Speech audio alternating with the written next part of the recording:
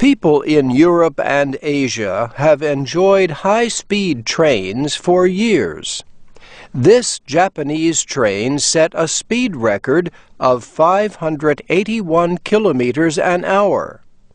Yet the fastest American train reaches less than half that speed. It operates only between Washington and Boston. Transportation Secretary Ray LaHood says changes are coming to American trains. The day will come when you can see travel from Los Angeles to San Francisco in under 3 hours going 220 miles per hour. Work on a high-speed train could start in California in 2 years. Conditions might be right for such a train. President Obama has announced plans to spend $8 billion to develop high-speed railroads. John Risch is with the country's largest labor union for railroad workers. In California alone, it's estimated that 160,000 construction jobs could be created just to build those 2 high-speed rail corridors. The federal project will develop 13 high-speed rail links. Steve Kulm works for Amtrak, the passenger railroad company. He says only the links in California and Florida will truly be high-speed. There's a difference between, high speed in Europe and Asia and high speed in America.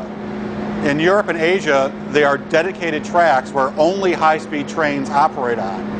Here in America, our passenger trains share tracks with slower freight trains.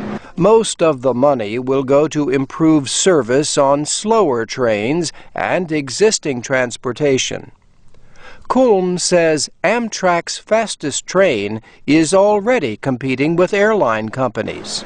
Before, between Washington and New York, the passenger train only had about 37% of the market. Today, Amtrak has 61% of the market compared to air flights. Same thing that happened on the north end of the corridor between New York and Boston.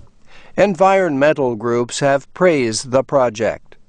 Howard Lerner is head of the Environmental Law and Policy Center. On a per passenger mile basis, rail is about 3 times as efficient as travel by car in terms of fuel efficiency, and 6 times as efficient as travel by air. So there are pretty substantial pollution reduction benefits, both in terms of greenhouse gases and other pollutants. John Risch of the United Transportation Union has other reasons. Passenger trains are the safest form of transportation available, with the exception of the elevator.